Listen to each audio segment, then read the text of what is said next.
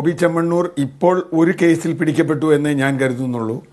നിരവധി തട്ടിപ്പുകൾ, പല കുടുംബങ്ങളെ നിരാശ്രയരാക്കി കാശ് തട്ടിച്ചതും വെട്ടിപ്പ് നടത്തിയ നിരവധി കേസുകൾ അദ്ദേഹത്തിനെതിരെ നിലനിൽക്കുന്നുണ്ട്. അത് പലതും അദ്ദേഹം പല സ്വാധീനം ഉപയോഗിച്ച് നിർത്തിയിരിക്കുക. അല്ലെങ്കിൽ എന്നെ അദ്ദേഹം റിമാൻഡിലല്ല, സാക്ഷാൽ തടവിൽ കിടക്കേണ്ട ആളാണെന്ന് വിചാരിക്കുന്ന ഒരാളാണ് ഞാൻ. പിന്നെ അദ്ദേഹം ഇപ്പോൾ ജയിച്ചു പോകുന്നത്, അദ്ദേഹത്തിൻ്റെ ആകെയുള്ള കുഴപ്പം സ്ത്രീകളോടുള്ള മോശം പെരുമാറ്റമാണ് എന്ന രൂപത്തിലേക്ക് കൊണ്ടുവരാൻ അയാൾ ശ്രമിക്കണേ. അത് നേരത്തെ പറഞ്ഞതുപോലെ കേരളത്തിൽ എന്തുകൊണ്ടാണ് ഫെമിനിസ്റ്റ് ഉണ്ടാകുന്നത്?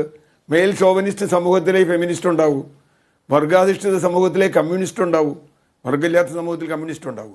അപ്പോൾ പ്രശ്നം ഇതല്ല. പ്രശ്നം ഇത് സ്ത്രീകളും പുരുഷന്മാരും തമ്മിലോ ഒന്നുമല്ല. ഈ ബോബി ചെമ്മണ്ണൂർ തൻ്റെ ഒരു ബ്രാൻഡ് ഉണ്ടാക്കിയെടുത്തത് കേരളീയ സമൂഹത്തിലെ ഒരു വിഭാഗത്തിനുള്ള സ്ത്രീ വിരുദ്ധത എന്ന് പറയുന്ന, അല്ലെങ്കിൽ സ്ത്രീ വിരുദ്ധത എന്ന് ഞാൻ അത് വേറെ പലതരത്തിലാണ് പറയുന്നത്.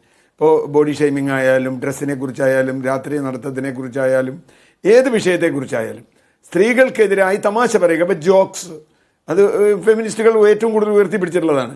ഇപ്പോൾ അവർ തന്നെ അതിന് ആൻറ്റി ഫെമിനിസ്റ്റ് ജോക്സ് കൊണ്ടുവരുന്നുണ്ട്. അതൊരു വലിയ മൂവ്മെൻ്റാണ്. ഞാൻ പറഞ്ഞത് തമാശ പറയുക, അതുപോലെ കാര്യങ്ങൾ പറയുക. ഇപ്പോൾ ശരിയാണ്, വേണു ചോദിച്ചത് ഹണി റോസിൻ്റെ വിഷയത്തിലാണോ കോടതി ചൂടായത്, അതോ ഈ വിഷയത്തിലാണോ, റിമാൻഡ് തടവുകാരുടെ വിഷയത്തിലാണോ? ഇത് വളരെ എളുപ്പമല്ല അതിന് മറുപടി പറയാൻ. രണ്ടും ഒന്നിച്ച് ചേർന്നിട്ടാണ് ഞാൻ വിചാരിക്കണത്. കാരണം ഇന്നലെ ഈ ബോബി ചെമ്മണ്ണൂരിന് ജാമ്യം കൊടുക്കുമ്പോൾ തന്നെ കോടതി ഒരുപാട് കാര്യങ്ങൾ പറഞ്ഞിരുന്നു. ആ ജാമ്യത്തിൻ്റെ വിധിന്യായത്തിൽ തന്നെ ഒരുപാട് കാര്യങ്ങൾ, ഇയാൾ അങ്ങനെ പറയാൻ പറ്റില്ല, വിചാരണ നടക്കുമ്പോൾ ഉണ്ടായ സംഗതി ഒക്കെ ഉണ്ടായിരുന്നു. പക്ഷേ ഇതൊക്കെ കഴിഞ്ഞിട്ടും ഞാൻ കണക്കാക്കുന്നത് വളരെ സീനിയറായ അഭിഭാഷകർ അദ്ദേഹത്തിന് വേണ്ടി ഹാജരായതിൻ്റെ കൂടി ഫലമായിട്ട് ഒരു പരിഗണന വെച്ച് അയാൾക്ക് ജാമ്യം കൊടുക്കുന്നു. ജാമ്യം കിട്ടിക്കഴിഞ്ഞപ്പോൾ അയാൾ നാടകം ആരംഭിക്കുന്നു, രണ്ടാമത്തെ നാടകം ആരംഭിക്കുന്നു. നേരത്തെ പറഞ്ഞ പോലെ ശബരിമല വിഷയമോ അല്ലെങ്കിൽ മകരവിളക്കിൻ്റെ വിഷയമോ എന്തായാലും അയാളുടെ പ്ലാൻ, ഇന്നലെ നടത്താൻ വിചാരിച്ച പ്ലാൻ അയാൾ മാറ്റിവെക്കുന്നു ഇന്നേക്ക്. എന്നിട്ടൊരു ഉണ്ടാക്കുന്ന ഒരു ഇന്നലത്തെ നടപടികളെ അത്രയും നിഷ്കളങ്കമായി കാണാൻ കഴിയുമോ സിആർ? ഒന്ന് രണ്ട് സംശയങ്ങൾ ഞാൻ ചോദിച്ചോട്ടെ.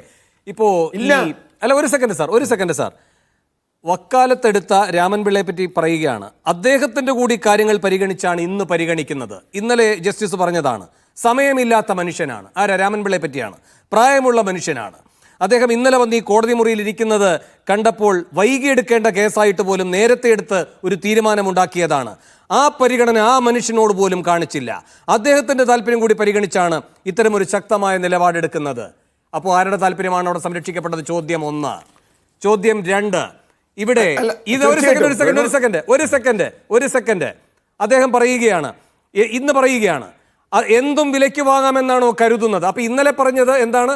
രാമൻപിള്ളയെ പരിഗണിച്ചുകൊണ്ട് അതിവേഗം കാര്യങ്ങൾ നടത്തുന്നു, അദ്ദേഹത്തിന്റെ പ്രായം, അദ്ദേഹത്തിന്റെ തിരക്ക്, ഇതൊക്കെയാണോ ഈ കേസിൽ പരിഗണിക്കേണ്ടിയിരുന്നത്?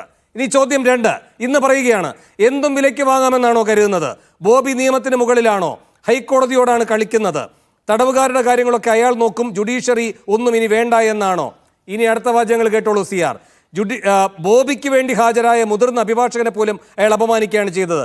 അയാളുടെ ജാമ്യ ഉത്തരവ് എഴുതാൻ വേണ്ടി ഞാൻ 12:30 ഇറങ്ങി, എന്നിട്ടാണ് 3:30 ഉത്തരവ് പുറപ്പെടുവിച്ചത്. എന്നിട്ടും അയാൾ നാടകം കളിക്കായിരുന്നു. ആ ഭാഗം എന്തേ സിആറെ കാണാതെ പോകുന്നത്? 12:30 എന്തിനിറങ്ങണം? 3:30 അതിവേഗം ഈ ഉത്തരവ് എന്തിനിറക്കണം? അങ്ങനെ അതിവേഗം എന്തിനാണ് ഈ ബോബി ചെമ്മണ്ണൂരിന്റെ ഈ പറയുന്ന ജയിൽ മോചനം ഉറപ്പാക്കാനുള്ള ഒരു പ്രത്യേക താല്പര്യം നീതിപീഠത്തിന് ഉണ്ടാകേണ്ടത്?